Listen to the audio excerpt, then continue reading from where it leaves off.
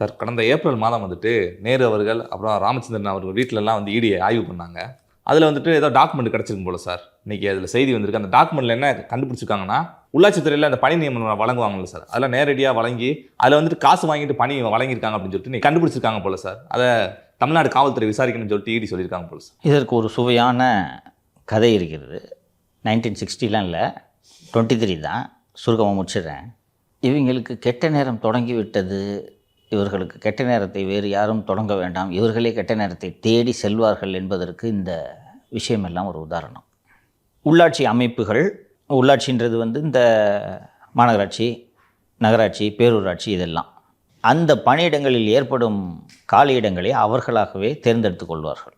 நிதி மற்றும் மனிதவள மேம்பாட்டுத்துறையின் அமைச்சராக திரு தியாகராஜன் அவர்கள் பொறுப்பேற்றதும் அவர் உண்மையிலேயே வந்து ரொம்ப இந்த நிர்வாகத்தை அவர் வந்து நிதியை தாண்டி ரெண்டுலேயுமே காசு வராது, சரியா? நிதியை தாண்டி அவர் வேண்டி கேட்டு பெற்ற ஒரு துறை மனிதவள மேம்பாடு மற்றும் நிர்வாக சீர்திருத்தத்துறை. நிர்வாக சீர்திருத்தம்னா அட்மினிஸ்ட்ரேஷன் ரிஃபார்ம்ஸ், சரியா? அதில் 10 பைசா வராது. ஆனால் பாரதூர தாக்கங்களை ஏற்படுத்தக்கூடிய மாற்றங்களை கொண்டு வர முடியும், சரியா? அதனால் அது ரொம்ப முக்கியமான துறை. ஆனால் வேலை அதிகம். இவருக்கு இந்த மாதிரி வேலை பிடிக்கும். அதனால தான் நைட்டு 11 மணி வரைக்கும் பிஏலாம் ஓடுவாங்க இவர்கிட்ட. நைட்டு 11 மணி வரைக்கும் வந்து ஃபைலை பார்த்துக்கிட்டு இருப்பார், இவரே எடுத்து செய்வார். அவர் கொண்டு வந்த ஒரு மிகப்பெரிய மாற்றம் என்னவென்றால், பெறுகிற வேலையாக இருந்தாலும் இனிமேல் டிஎன்பிசி மூலமாக தானே ஒரு ஆர்டர் போட்டு விட்டார். அண்ணன் செந்தில் பாலாஜி அவர்கள் டிரைவர் கண்டக்டருக்கு வேலைக்கு எடுத்து தானே இந்த பஞ்சாயத்து வந்துச்சு. சரி, இனிமேல் இந்த பஞ்சாயத்தே வேண்டியதில்லை. ஏன் இந்த பஞ்சாயத்து வந்துச்சு?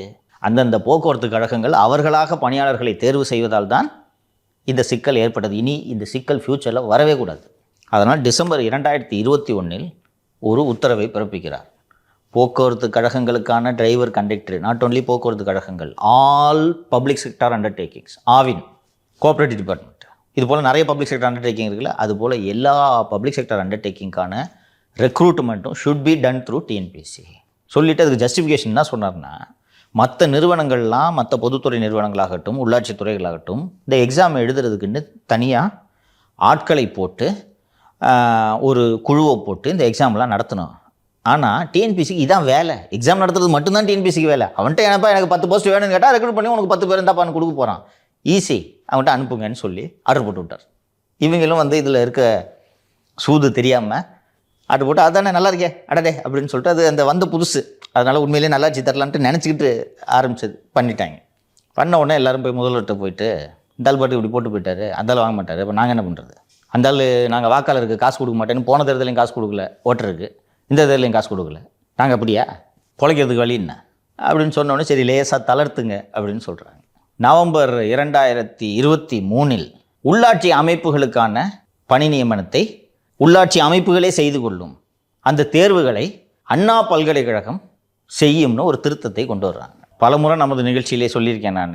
மருத்துவர் ஐயா ராமதாஸ் அவர்கள் மிக ஆழமான அறிக்கைகளை எல்லாம் வழங்கக்கூடியவர்கள்னு சொல்லியிருக்கேன். அப்போவே இதை கண்டித்து ஒரு அறிக்கை விட்டுருக்கார்.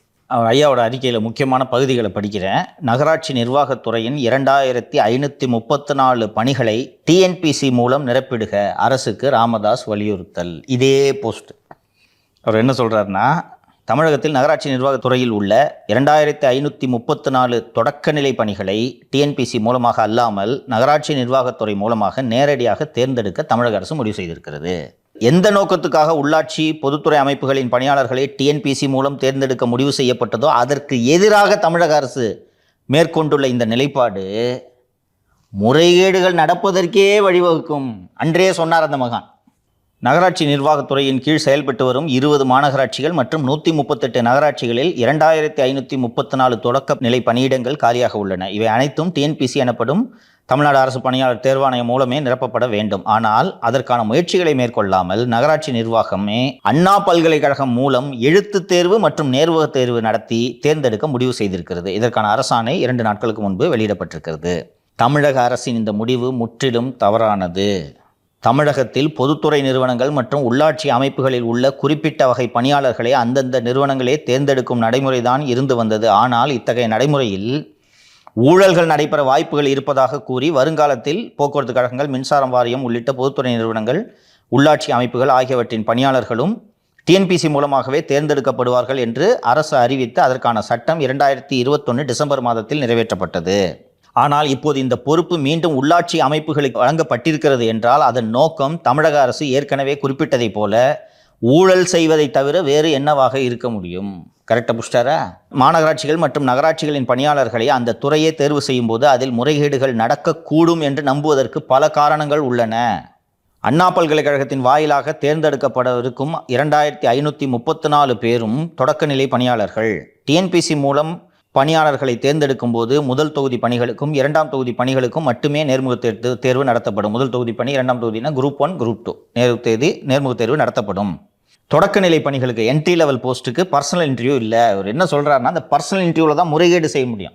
புரியுதா? நீங்கள் இந்த OMR மார்க் ஷீட் வச்சு நீங்கள் போட்டிங்கன்னா கம்ப்யூட்டர் ஆன்சரை போட்டுரும். பர்சனல் இன்டர்வியூனா ரூமுக்குள்ளே வந்துட்டு நிதிஷ் அருமையாக பதில் சொல்லியிருக்காரு, 10 out of 10ன்னு போடுவேன். நீங்கள் நல்லா பதில் சொன்னீங்கனாலும் 3 ஃபெயிலுன்னு போடுவேன். இதுதான் முறைகேடு. உள்ளே பேமெண்ட்லாம் பேசிடுறது. ஆமாம். ஸோ என்ட்ரி லெவல் போஸ்ட்டுக்கு எதுக்கு பர்சனல் இன்டர்வியூ வைக்கிறேன்ட்டு கேள்வி எழுப்புறாரு. அரசு பணியாளர் தேர்வாணையம் ஆண்டுக்கு 10,000 பணியாளர்களை கூட தேர்ந்தெடுப்பதில்லை. அதற்கு பணிச்சுமை கிடையாது. அண்ணா பல்கலைக்கழகம் ஒரு கல்வி நிறுவனம். அரசு ஊழியர்களை போட்டித் தேர்வு மற்றும் நேர்முக தேர்வு மூலம் தேர்ந்தெடுக்கும் கட்டமைப்போ அனுபவமோ அண்ணா பல்கலைக்கழகத்துக்கு கிடையாது. அவ்வாறு இருக்கும்போது டிஎன்பிசியை ஒதுக்கி வைத்துவிட்டு அனுபவமே இல்லாத அண்ணா பல்கலைக்கழகம் மூலம் பணியாளர்களை தேர்ந்தெடுக்க நகராட்சி நிர்வாகம் துடிக்கிறது என்றால் அதில் ஏதோ உள்நோக்கம் இருப்பதாகத்தான் தோன்றுகிறது அப்படின்னு உடனடியாக டிஎன்பிசிக்கு பண்ணுங்கன்னா இன்றைக்கி நவம்பர் 23 ஐயா அறிக்கை வெளியிட்டிருந்தார். ரைட்டா? இவங்க எப்படிலாம் மாற்றுறாங்கன்னு பாருங்கள். அதுதான் ரொம்ப சந்தோஷமாக இருக்குது.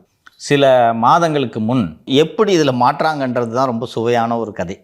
டிவிஹெச் நிறுவனம் எனது அருமை நண்பர் KN நேருவின் தம்பிக்கு சொந்தமானது. அவரது நிறுவனம் தான் அது.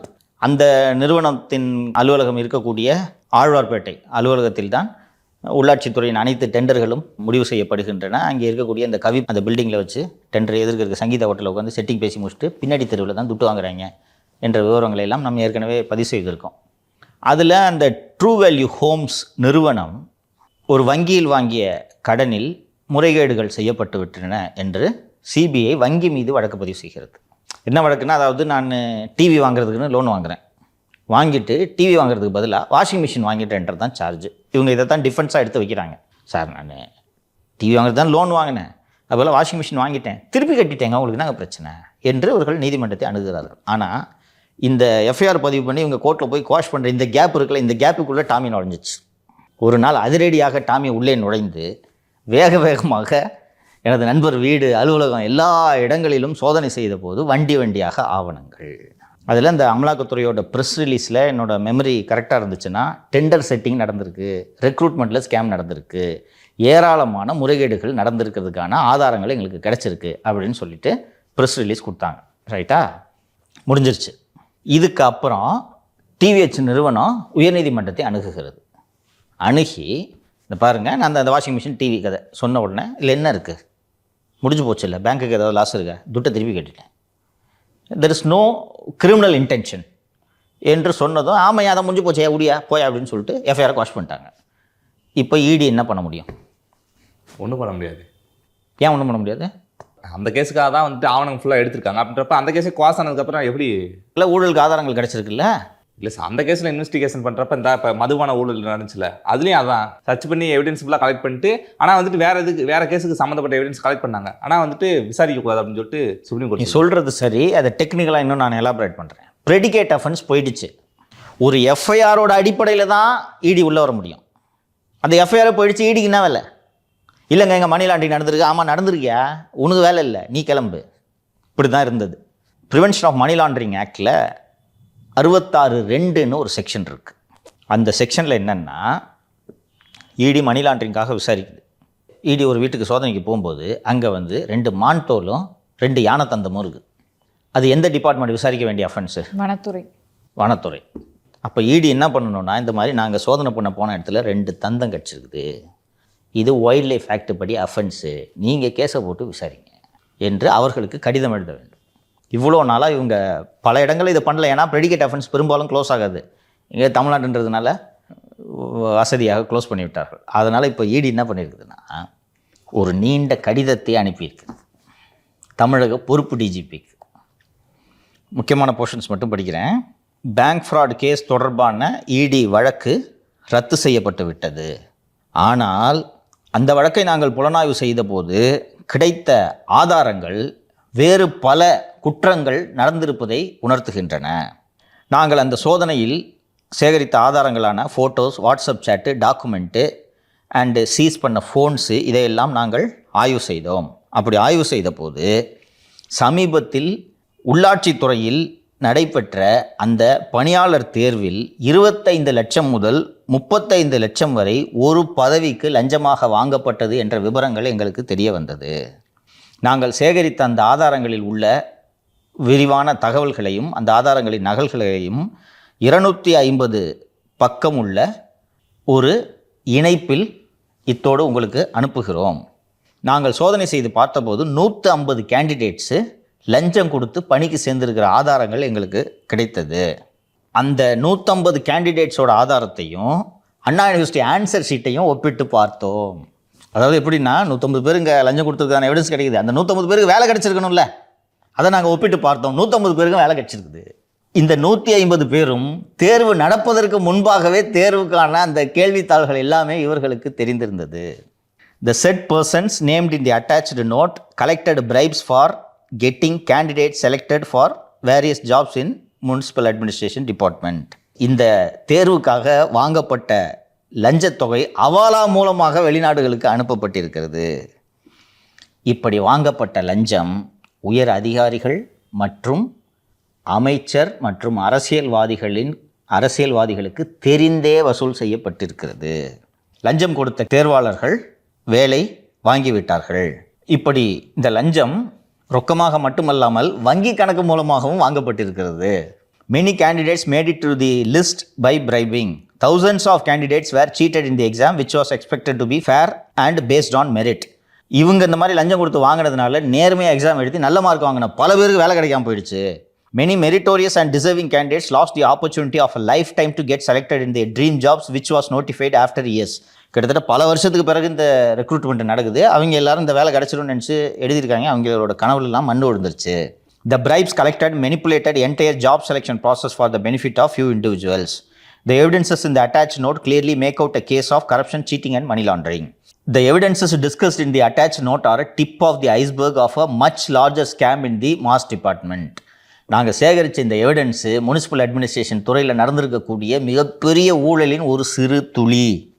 இந்த எவிடன்ஸ்லாம் நாங்கள் வேற ஒரு வழக்குக்கு சோதனை செய்ய போகும்போது ஆக்சிடென்டலாக எங்கள் கையில் மாட்டுச்சு. இந்த கீழ்கண்ட விவகாரங்கள் தொடர்பாக மேல் விசாரணை நடத்த வேண்டியது அவசியமாக இருக்கிறது. How did the persons named in the attached note have access to confidential information of the examinations? How they could manipulate the selection process?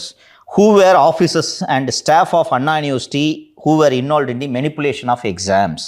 How many candidates' marks were manipulated? How many meritorious candidates were eliminated?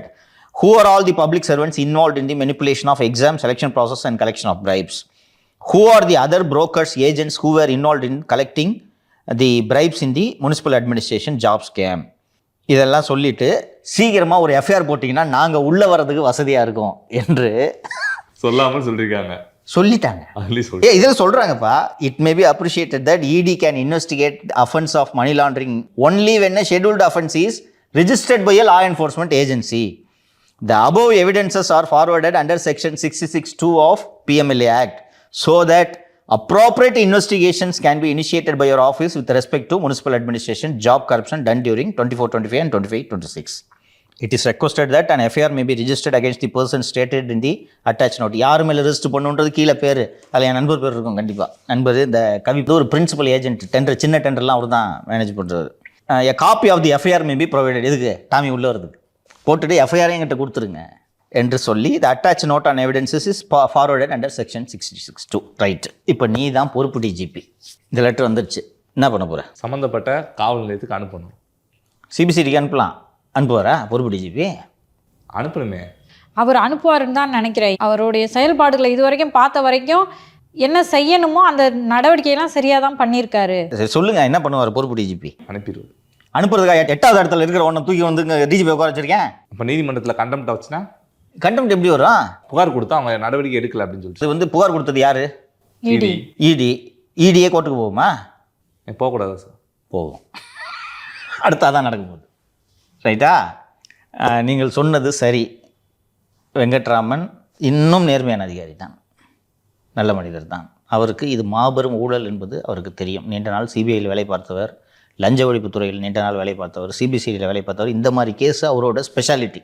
இந்த கேஸை நீங்கள் அவர்கிட்ட கொடுத்துட்டீங்க, சோழியை முடிச்சுட்டு தான் மறுபடியும் பார்ப்பார். ஓகேவா? அந்த அளவுக்கு நிபுணர் இதில். எவிடன்ஸ் எப்படி எடுக்கிறதுலாம் தெரியும். பட் எப்படி சிபிசிஐடிக்கு இதை ஃபார்வர்ட் பண்ண முடியும்? இன்டெலிஜென்ட்டாக இருந்தால் ஒரு சிபிசிஐடிக்கு உடனடியாக அனுப்பணும். அன்பு அதை போட்டு மேலே உட்காந்துக்குவார். கூட தான் ஒரு மென்டல் அதிகாரி தானே இருக்கார். அதனால் போட்டு அங்கே ஒன்றும் நடக்காது. ஆனாலும் ஃபார்வர்ட் பண்ணுறதே சிக்கல் இல்லையா? ஆனால் ஃபார்வர்ட் பண்ணலன்னா கோர்ட்டில் மாட்டிக்குவார். இருதலை கொள்ளி எறும்பு என்று கேள்விப்பட்டிருக்கிறியா? இதுதான் எப்படி மாட்டுறாங்க பார்த்தியா? யோசிச்சு பாரு.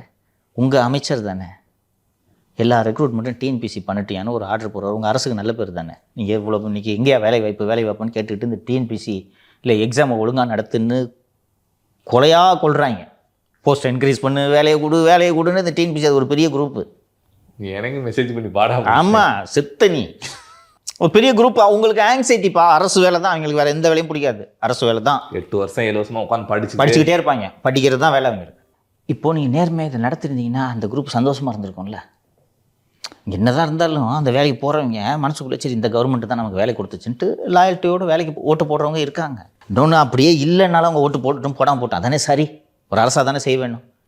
டிஎன்பிசியில் உங்கள் அமைச்சர் ஒருத்தர் டிஎன்பிசி ரெக்ரூட் பண்ணிட்டுன்னு போடுறாரு. அதை தூக்கி லஞ்சம் வாங்கணுன்றதுக்காகவே நீங்கள் அதை தூக்கி முனிசிபல் அட்மினிஸ்ட்ரேஷன் டிபார்ட்மெண்ட்டில் போட்டு அண்ணா யூனிவர்சிட்டியில் வச்சு பண்ணுறீங்களே.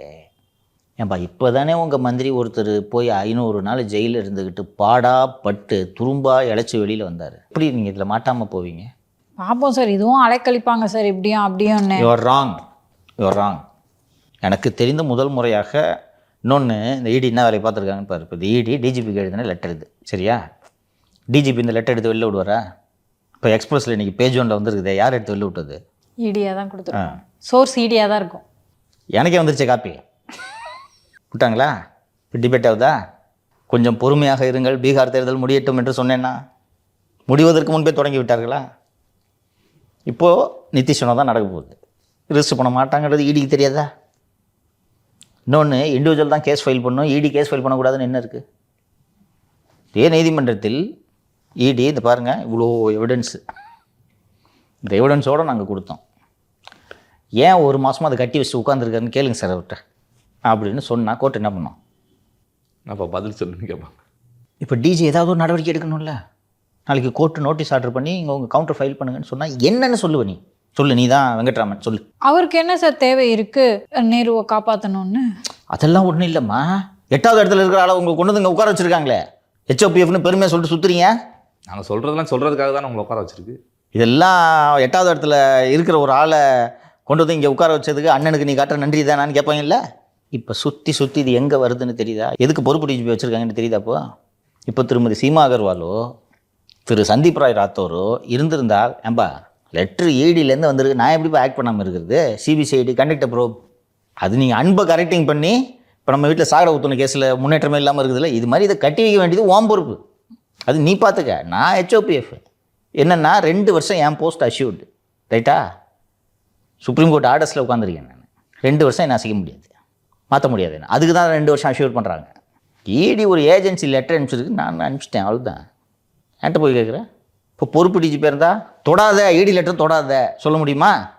இதுக்கு தான் உச்சநீதிமன்றம் உடனடியாக ரெகுலர் டிஜிபியை போடுன்னு சொல்லியும் 1 மாதமாக இவங்க போடாமல் நிறுத்தி வச்சுருக்கிறதுக்கான காரணம் இது தான். என்ன சார் அந்த கண்டெம்ட் என்ன சார்? இது லிஸ்ட் ஆச்சா என்ன சார்? நேற்று வந்திருக்கணும்ப்பா. நேற்று ஒரு கான்ஸ்டியூஷனல் பெஞ்ச் 5 நீதிபதிகள் கொண்ட அமர்வு நேற்று காலை முதல் மாலை வரை ஒரே வழக்கை விசாரித்து கொண்டிருந்தார்கள். இன்றும் அந்த விசாரணை தொடர்கிறது. இன்று அந்த வழக்கு பட்டியலிடப்படவே இல்லை. இந்த வாரத்தில் வர்றதுக்கான வாய்ப்புகளும் குறைவு. அடுத்த வாரம் தான் அது பட்டியலிடப்பட வாய்ப்பு இருக்குது. இந்த தைரியத்தில் தான் இவங்க போடாமல் இருக்குது. புரியுதா? இப்போ நீங்கள் சொன்னீங்களே டைம் பையிங்கன்னு லிஸ்ட் ஆகாமல் போகும். இப்போ ஆம்ஸ்ட்ராங் கேஸ் லிஸ்ட் ஆகாமல் இன்னொரு 10 நாள் டிலே ஆனால் லாபம் தானே? ஒவ்வொரு நாளும் எப்போ ஜெயிலுக்கு போவோன்னு கதக்குன்னு ஐஸ்கிரீம் படுற அவஸ்தை அவருக்குள்ளே தெரியும். உங்களுக்குன்னு நீங்கள் சாதாரணமாக கொஞ்சம் ஷோவில் பேசி ஜாலியாக இருந்துச்சு போயிடுவீங்க. ஸோ வசமாக மாட்ட போகிறாங்க. இடியோட அந்த லாங்குவேஜ் கவனிச்சிய கடைசியில் ரிஜிஸ்டர் பண்ணிட்டு எஃப்ஐஆர் காப்பி எங்களுக்கு அனுப்புங்க, நாங்கள் உள்ளே வரப்போம். உங்களை சிரமப்படுத்த. ஆமாம், நாங்கள் பார்த்துக்குறோம் மீதியை. நீங்கள் எஃப்ஐஆர் மட்டும் போட்டு நீங்கள் என்கிட்ட கொடுங்க, மீதி பார்த்துக்கணும். ஏன் எஃப்ஐஆரே போடாமல் இவங்க டபாஞ்சிக்கிட்டே இருந்தாங்கன்னு தெரியுதா? மதுரையில் அந்த மாநகராட்சி வரி வசூல் ஊழலில் ப்ரிவென்ஷன் ஆஃப் கரப்ஷன் ஆக்டே வராத மாதிரி செக்ஷனில் எஃப்ஐஆர் போட்டாங்களா? இடி உள்ளே வரக்கூடாதுன்னு இப்போ அதேமாதிரி இதில் எதுவும் போட வாய்ப்பு இருக்கா சார்?